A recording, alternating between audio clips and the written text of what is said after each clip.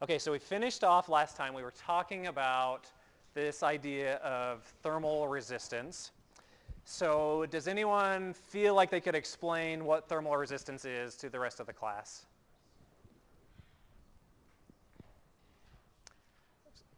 Nimdo, someone's pointing at you saying you can do it. You don't have to. I'm totally... Okay, so just to summarize, so thermal resistance is kind of a shortcut way of expressing a flux or a flow of heat through a material. You don't necessarily get all the nice information that you could get by solving for the actual temperature profile. So to solve for the temperature profile, you could apply a certain equation. What's that equation called? The heat equation, or the heat, yeah, we'll just call it the heat equation. So you can apply the heat equation, which is a differential energy balance. So when you solve it, you can figure out what the temperature is going to be as a function of some spatial coordinate all the way through that material. So once you have a temperature profile and you wanted to know the flux through that material, then you could take your temperature profile and apply Fourier's law, where you're differentiating the temperature with respect to R or X, or maybe even a couple of different variables if you care about more than one dimension. And then you could figure out what flux is. So we did that, and for a plane wall at steady state, when there's no generation, and when thermal conductivity is constant, we found that your temperature profile is just a straight line. So what I'm showing on the board is from our Socrative quiz. We're not doing this quiz right now, because we already did it. But you'll look at each section of those walls, we just have a straight line. So temperature versus X is just a straight line. So what that implies, if you have a straight line, the first derivative of that line is just a constant. And Fourier's law is just minus k. And if k is a constant and your derivative is a constant, then your flux is just going to be a constant. So for a plane wall with no generation and at steady state, and when thermal conductivity is constant, you would get a constant flow of heat.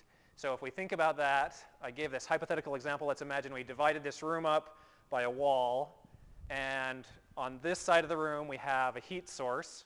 Let's say we just crank up the heater.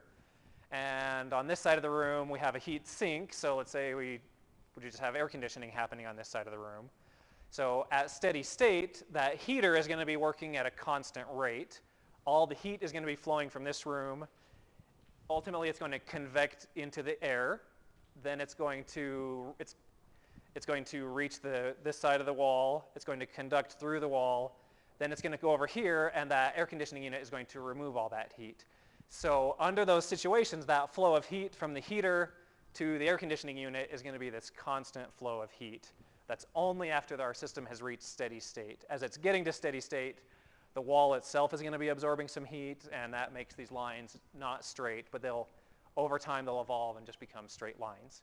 So basically from point A, so from one point to another point, the heater to the AC unit, we're going to have a constant steady flow of heat in that particular system. So that allows us to pretty much ignore what the actual temperature profile is through our system, and we can express the driving force for heat transfer as a delta T from the hot room to the cold room.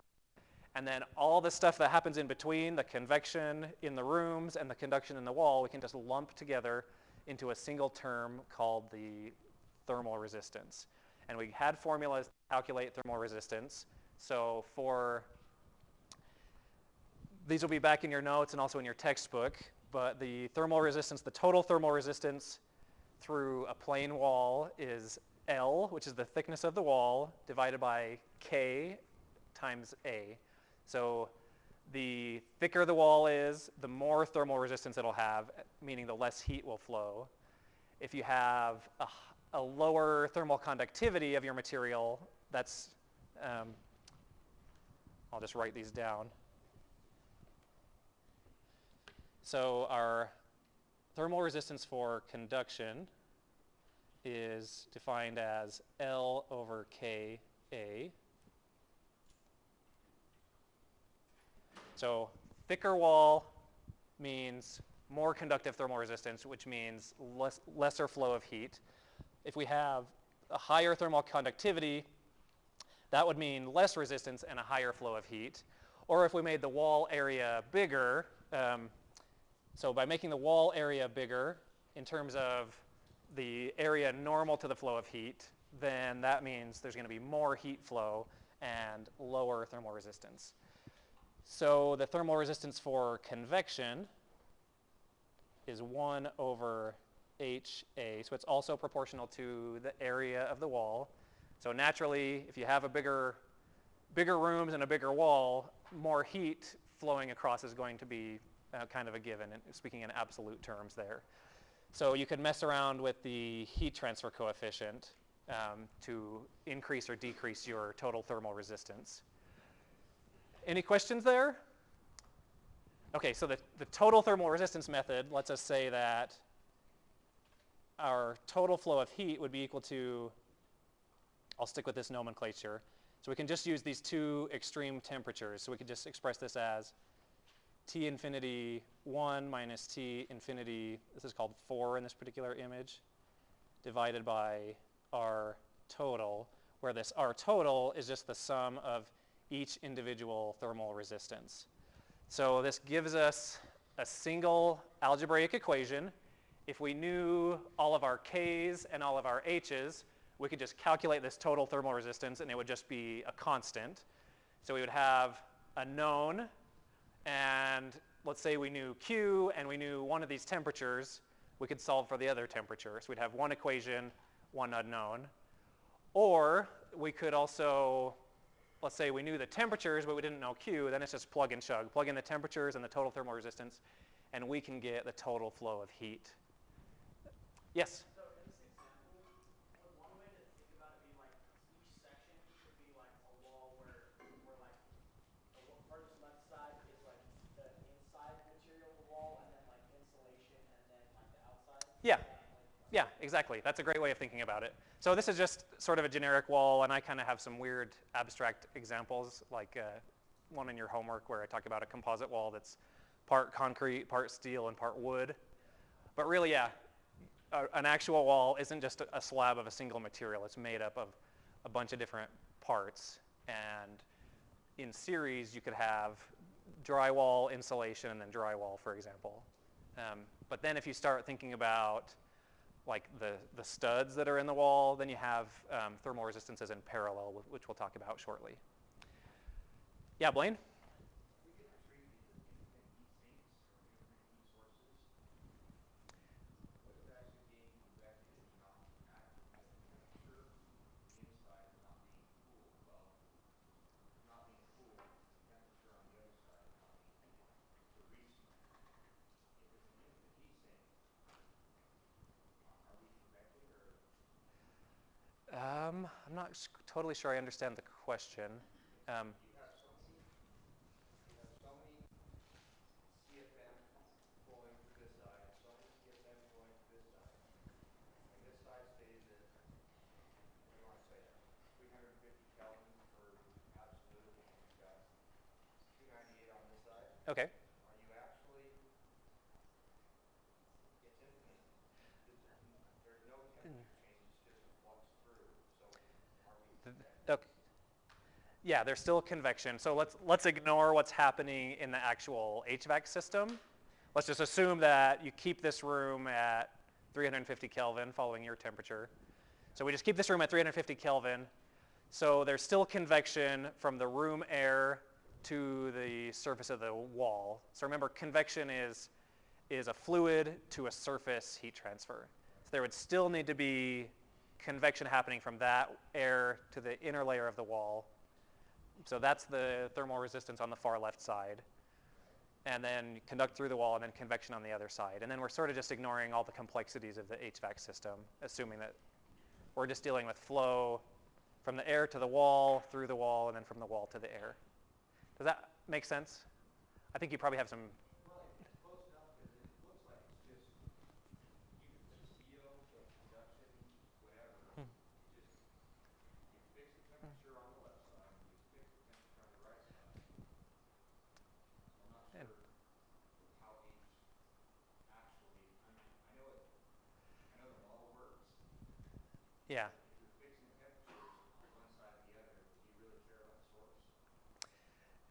Not necessarily. Again, this is, still not sure I'm totally grasping what you're asking, but I'm probably asking some questions. Sorry. no, not at all. I think I'm not understanding correctly. But I would say this all depends on how you draw your system boundaries. So in the example I'm giving, I'm really drawing system boundaries around the room itself, and I'm just sort of assuming that you keep that. I'm sort of ignoring the air handler that's providing the heat to the room. Let's talk about this more offline. I think we can probably, right now I just want to emphasize the point of this thermal resistance method. At steady state, when there's no generation between point A and point B, and when K is a constant, then you know that there's a constant flow of heat from point A to point B, and you can just look at the whole system. So another little trick here is, let's say we're given this problem. I'll stick with the nomenclature here. Okay, so here we have wall A, wall B, wall C. Here we have T infinity 1. This is TS1. This interface is TS2. This interface is TS3. Sorry, TS4. And then we have T infinity 4. So if we know, let's say we know the total thermal resistance by summing up those 5 individual thermal resistances, then we can get Q is equal to T infinity 1 minus T infinity 4 divided by our total. Just the same equation we were looking at a second ago. How can you think of any way to go back and solve for these intermediate temperatures? Let's say we wanted to find, if I give you an exam problem, this would probably be a really nice exam problem. And if I asked, what is TS1? So the method I've given you is this shortcut method to get the flux through the whole system. But now if for whatever reason you needed to know some of those intermediate details like a temperature, how could you find that temperature? Can you use that total flux and then do Newton's law of cooling to find that? Okay. So we could just use Newton's law of cooling. That's great. So the Q, so if we wanted to find TS1, we could certainly say Q is also equal to HA times T infinity 1 minus TS1. That's the same Q. So these two equations are actually equal to each other. So another way of expressing that would be, this is also equal to T infinity 1 minus TS1 divided by, I'm going to call this R convective number 1.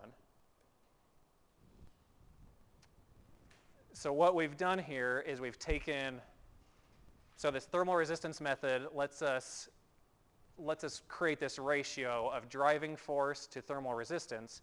And because Q is exactly that ratio, because Q is constant all the way through that system, that ratio still applies at every intermediate point along the way. So this would actually let us, we could take this, and if you remember, we defined this in the last class. This R conv 1 would just be equal to 1 over this convective coefficient times A. So we did this already, but this is sort of just the definition of convective thermal resistance comes out there. Okay, so the point I'm trying to make is we have a constant flow of heat from the left side to the right side, and we can express that as a delta T, which you see here, divided by a total thermal resistance, which you see here. But you can also apply this in intermediate steps to solve for those intermediate temperatures. So you could say Q is equal to T infinity 1 minus T infinity 4 divided by R total. But then we can also say that same exact equation is also equal to T infinity 1 minus TS1 divided by this first convective thermal resistance, which would also be equal to TS1 minus TS2 divided by that first conductive thermal resistance. So this would be for wall. I'll call this A. So we could take the delta T from here to here and divide it by that smaller thermal resistance, and then we can take the delta T from here to here and divide it by that smaller thermal resistance, and we can equate those. So now we can generate a bunch of equations and allow us to solve for all of these intermediate unknowns. And this certainly applies. I'll just finish this just to be thorough.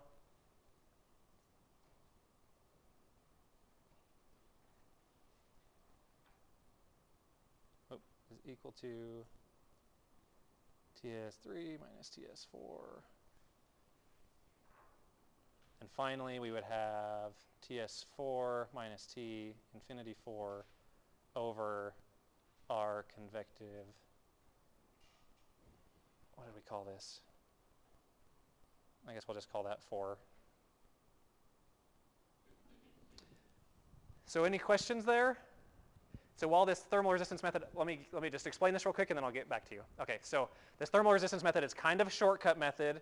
It allows us to not have to solve the heat equation every time and apply Fourier's law. Knowing this particular system and the assumptions that we're working with, we can just know that the temperature profile through each conductive section is just straight, so we can just apply this constant thermal resistance to it.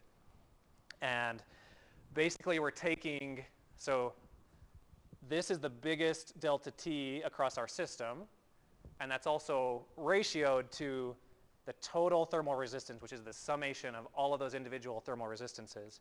But we can take intermediate points and apply a portion of that delta T and a portion of that thermal resistance, and we can make the same kind of calculation. So this would allow us to go through and solve for those various intermediate temperatures. Yeah, did that answer your question?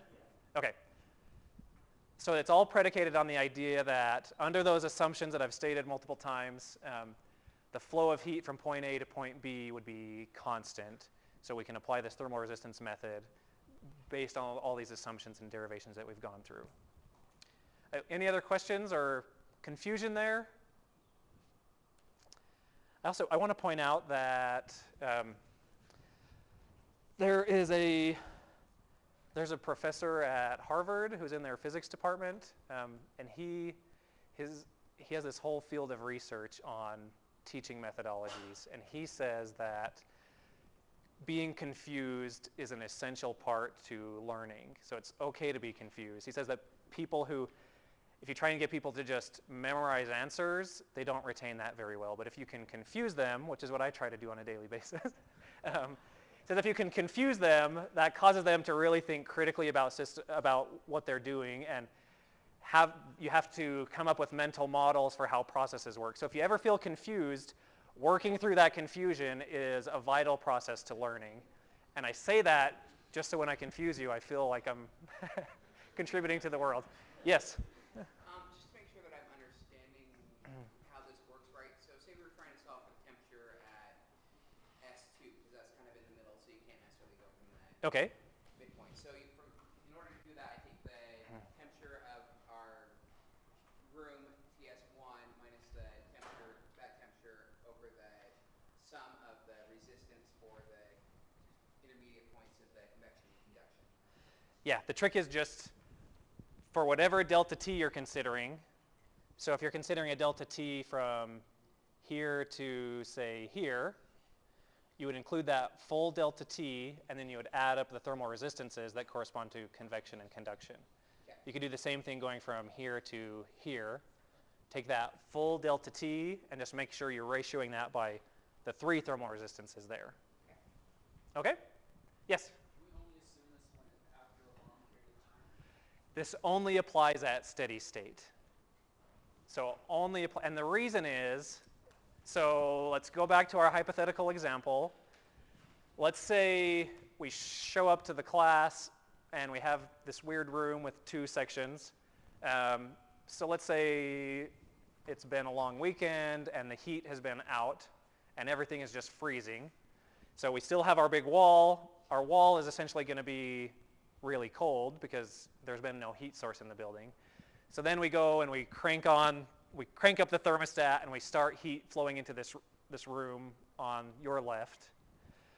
So naturally this room is going to get hot, right? Let's assume that we have a really awesome AC system and it gets hot really, really fast. So how is heat going to start to flow? So it's going to start to flow to the wall, great, because we have a temperature driving force now. So it'll start to flow to that wall. The wall is going to be cold initially. So what's going to happen to the wall itself?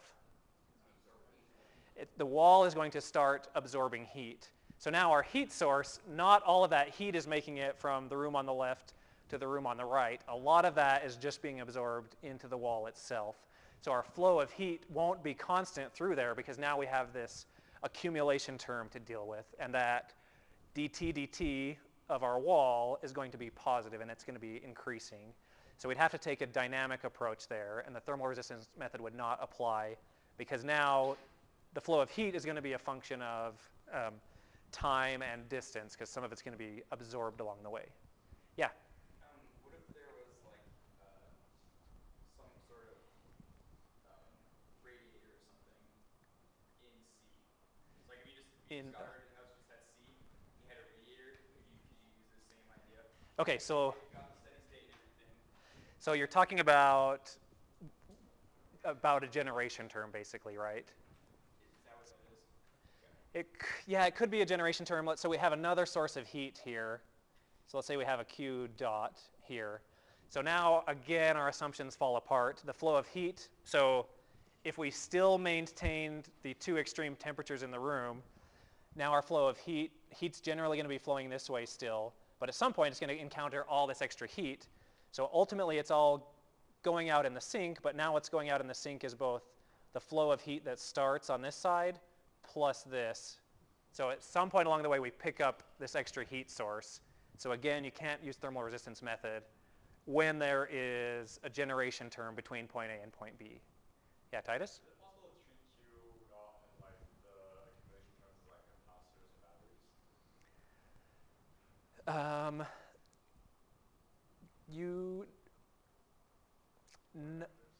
Yeah, the analogy, it kind of gets there. We'll get there in chapter 5 when we talk about transient analysis. Where accumulation is, we don't take the analogy quite that far, but there is that. Accumulation is sort of like a capacitor or a battery. That's actually a great thought. I don't use that analogy quite as much when we talk about that stuff. But yeah, that's a great thought. So back to that point, if we do turn on this generation source and we still let our system reach steady state, you could still apply the thermal resistance method from here up to that point, knowing this to find this surface temperature and this surface temperature, but once it spans that generation point, that method falls apart. You could also apply it from here to here, but that's just convection, so you probably just use Newton's law of cooling anyway. Great, these are great thoughts, and this concept, it's really important for this concept to start to sink in, because the math of this class, I hope to make the math of this class fairly easy, but I really want you guys to get a strong intuition for defining energy balances and really understanding conceptually what's going on in your system, because like that professor, it's building mental models of how these things work is really what's important. And if you guys asked me, honestly, if you asked me a month ago to write down the heat equation, I wouldn't have been able to do it. But I know that it exists, and I know that if I solve a conduction problem, I'll go to the heat equation. So I'll Google it, and I'll find the equation, and then go from there. It's that mental model is ingrained within me, but I don't think memorizing equations is something that's going to stick with you long term. Okay, and my apologies for making this diagram super messy. You'll have to go back and watch the video and get that whole thing. So the point of this little exercise was to show that because flow of heat through the whole system is constant, you can break up your system into smaller little chunks, and as long as the assumptions still apply and you're coupling the appropriate delta T with the corresponding thermal resistance, you'll get the same flow of heat. And if you think back to that, back to our little slopes quiz, the flow of heat through this whole system is constant, but here we have a higher delta T coupled with a higher thermal resistance relative to this section, which has a lower delta T and a lower thermal resistance. So those two ratios are exactly equal to each other, but each of them corresponds to a proportionally larger delta T and thermal resistance. All right. So this thermal resistance method applies, everything we've talked about up to this point has been thermal resistances in series. So occasionally you get thermal resistances in parallel. So the way to add thermal resistances in series is just R total is equal to R1 plus R2 plus R3, dot, dot, dot. The way to add them in parallel is just like using Kirchhoff's laws from your whatever circuits education you got. And that would be 1 over R total is equal to 1 over R1 plus 1 over R2 plus 1 over R3, etc. And occasionally you'll find series and parallel configurations, and they're a little bit different. And I think I probably have this again in a slide somewhere.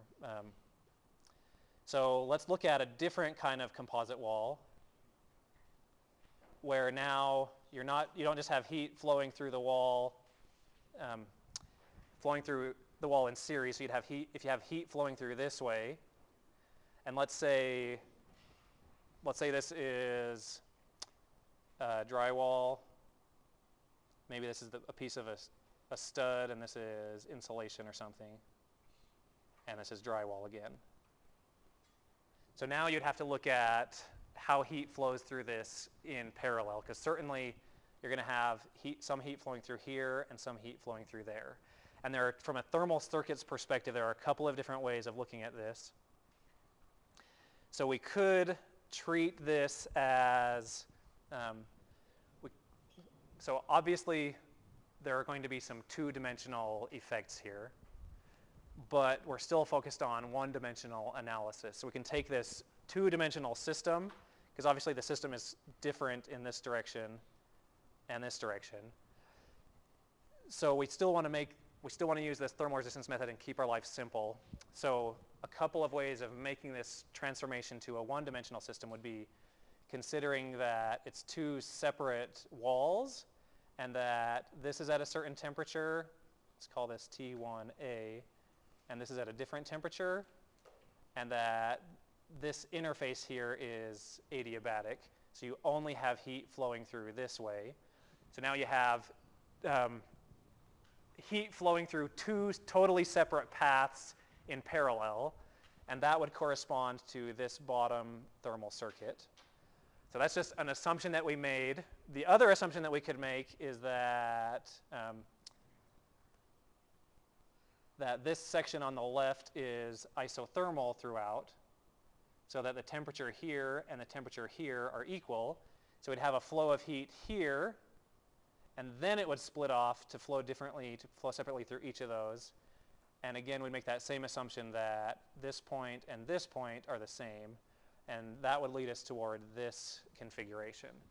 So what you would have to do, depending on the assumption that you would make, you would have to use that parallel method. You have to combine those two by using the 1 over R total equals 1 over R1 plus 1 over R2. So you'd calculate R1 and R2 separately, take the inverse of that, and lump that into this R total. And then you would take this guy and add it to each of these guys to get the total series configuration. So you'll have plenty of time to figure that out, and some homework problems where you're dealing with series and parallel configurations, but it's just applying those rules in a methodical way. Yes? So if we're saying that heat is flowing constantly and uniformly throughout that example, if we take the second assumption that you're just talking about where those two are the same, would that mean that the heat is halved because it's going through two separate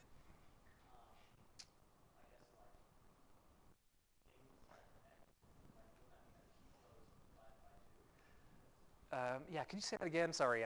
So Okay. heat flowing uniformly and constantly Okay. By the time the heat gets to those two separate things, like the stud and the insulation or whatever, wouldn't the heat flow be half because it's It, cut down the middle? You know what I mean? yeah. It may, so that'll depend on the properties, the split. So if it's insulation, there will be more of a thermal resistance and that'll push the heat. But what you're saying is correct, that the flow of heat through here and the flow of heat through here would add up to the total flow of heat. But depending on the thermal resistance of each side, you might get more flowing through one section or another. And so let's do a little exercise. And this is kind of related to, I'm probably going too slow through the lectures, but conduction is really interesting and there's lots of cool things, and then convection kind of sucks, and I don't mind going through convection a little faster. Okay, so let's do another thought experiment. So let's say it's winter and you're sitting in your nice, warm, toasty house because you have the heater going, but there's a blizzard happening outside. So if you go up and feel a wall inside your house, actually, okay, let's start with the window. You go up and feel the temperature of a window, how is that going to feel? Pretty cold, right? Now if you go up to a wall that's pretty well insulated, how will that feel?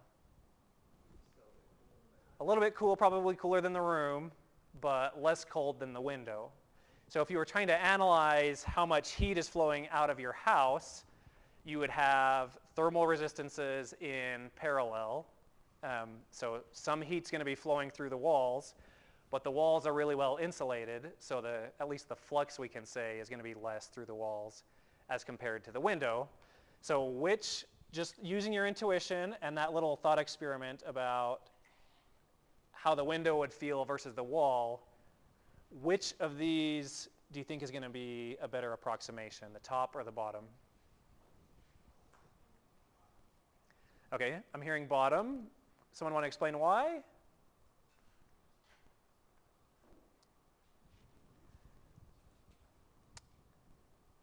So because the heat flow is so different between the two different mediums, Okay. it makes sense to treat them as separate events rather than a combined event with just one difference. Okay, that's pretty good. And I would also explain it in terms of the temperature difference you would feel. You would expect the window to be a lot colder than the wall, so that would justify treating them as two separate temperatures. And because the thermal resistance is going to be drastically different either way, this assumption up here, you'd be treating the window and the wall as being at the same temperature. Another way of thinking about it would be, so if this were the window and this were the wall, and I guess we're just, in this example, this is just air. This example sort of has those two chunks being about the same size. But if you think about it, and this is going to look really familiar to one of your homework problems. So if this is like the wall area, and this is the window area, and again, this is another section of wall, the window is pretty large relative to this little interface area here. So we can sort of ignore whatever little temperature gradients are happening and just assume that the window is all isothermal and the wall is all isothermal. Is that making sense? So we could assume, this diagram kind of sucks, but you could basically treat those as two separate heat transfer mechanisms happening, one through the wall and one through the window, and that would lead us to this conclusion. But that temperature example is probably the better way of thinking about it. You would feel two distinct and different temperatures, which would lead you to just treat them as two separate flows of heat entirely. And back to the point that was made, what's your name again? Yeah. Kelson. Back to the point he made, you could apply this thermal resistance method, and you can just calculate what's my heat loss through all the windows in my home, and you could add that up. And then you could say, what's the heat loss through all the wall area of my home, and you could just add that up. Add the two together, you'll get the same answer as by doing this thermal resistance method. So you're just basically treating those as two entirely separate things. And the fact that we would expect these different temperatures would justify that assumption. Okay, so I'm going to skip through this one a little quicker. Sometimes you get porous media where you have you have a solid material, but then there are a bunch of different pores, so there are a couple of different assumptions to make there. You could treat it as heat flow. You could break up the one material from another material and treat that as heat flow in series, or you could make it parallel. And you can calculate sort of an effective thermal conductivity. I'm not going to ask about this on an exam, and I don't think there are any homework problems about it, but it's basically another assumption. If you have a heterogeneous material, you could apply either the series assumption or the parallel assumption, and you can use this formula when you have your porosity is less than a quarter. You could apply this formula and essentially get an effective thermal conductivity. I don't find that to be a major issue. Okay, so again, the thermal resistance method can be very convenient. It only applies at steady state. And whether you make this parallel or series assumption, you may actually get different results. In that house example that I just gave you, the purely two separate tracks in parallel makes by far the most sense. So that would be the one you'd want to go with. So you've got to learn to use your engineering intuition here a little bit and know which assumption is more appropriate for your system. So it's definitely not a substitute for understanding the fundamental heat transfer principles. So I'll still expect you to know how to solve the heat equation and do other energy balances, but this can be a convenient tool. So I'd strongly urge you to, when you're looking at a problem, especially on the exam, to really think through what the problem is asking. Really try to understand the system, and then hopefully you'll be comfortable enough with all the various tools to know which tool is appropriate for the particular problem that you're solving. So none of these tools, they're sort of problem specific, which methodology you would want to apply. Okay, so now we're getting into a tube wall. So we've motivated all this thermal resistance by talking about a plane wall. So now, what if our wall has some curvature to it? A lot of those same tools will still apply, but there are some things we have to be a little bit cautious about. So if we wanted to solve, so just to remind you, if you want to put this in context of an actual engineering problem, you may have like fluid flowing through a pipe, and maybe it's a really thick pipe, and so so a pipe or a tube or a cylindrical reactor would be good places to use a cylindrical coordinate system and solve the heat equation in cylindrical coordinates. So we're talking about flow of heat. From here, from this inner wall out into whatever else is out there. So specifically the heat equation, if you remember, applies only within the solid. So actually we're going to keep our analysis restricted to right here for now. So we would apply the heat equation to this specific system, and we want to get the temperature profile as a function of R. So we start with the heat equation, but again, this chapter is all on one-dimensional steady-state conduction. We're not talking about generation now either. So which terms can I eliminate in the heat equation?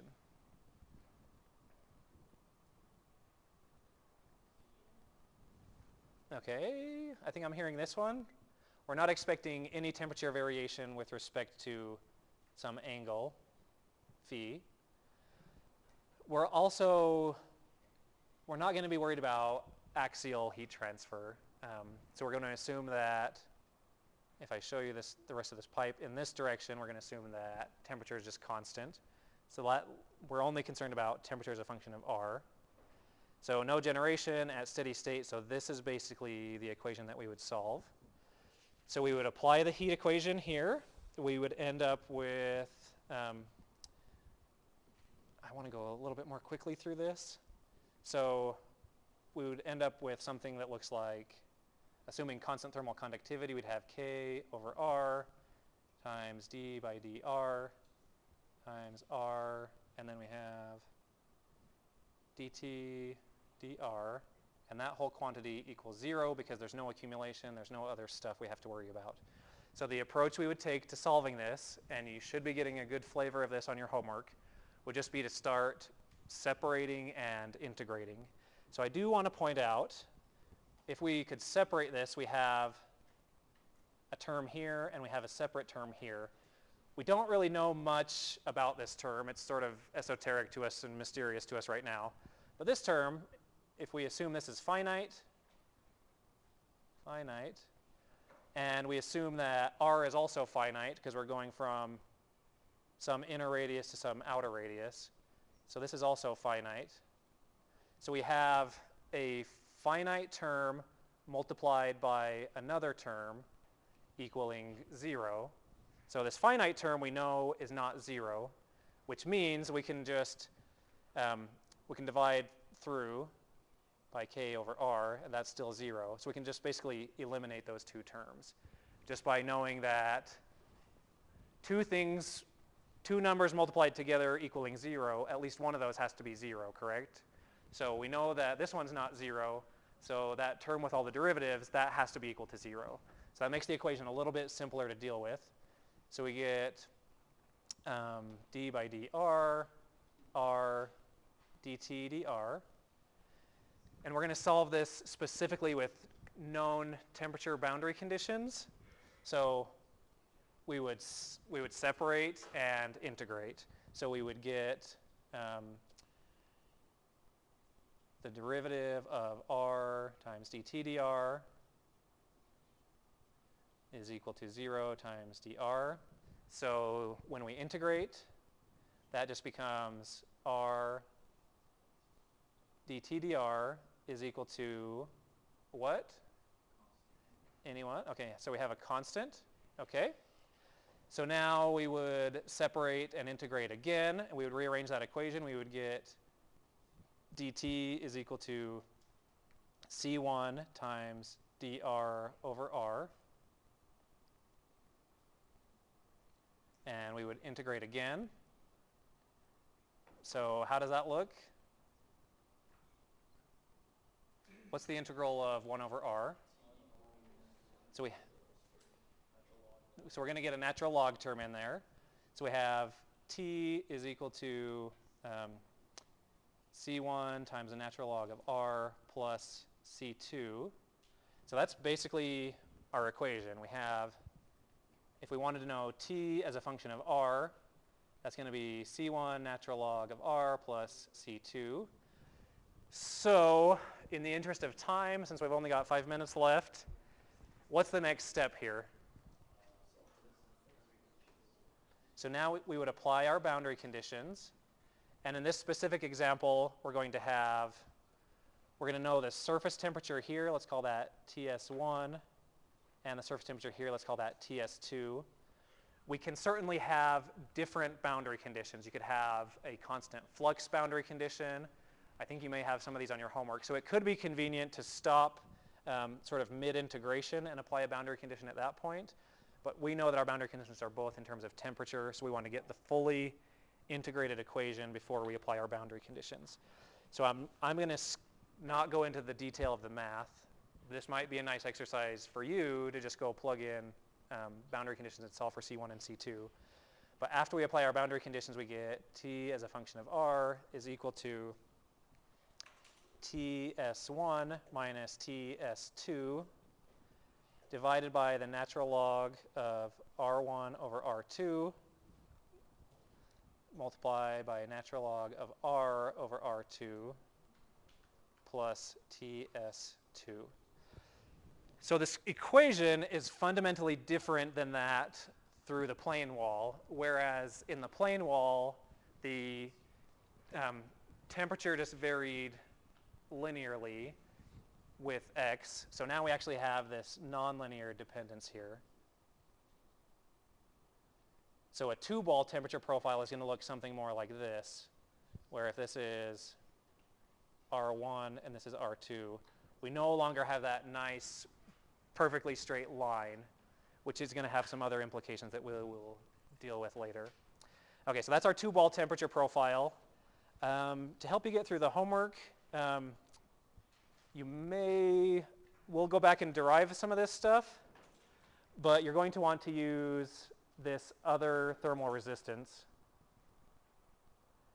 So I'm going to just point you to this table, which you'll find in chapter 3. It's table 3.3 for those of you who have the print edition of the book.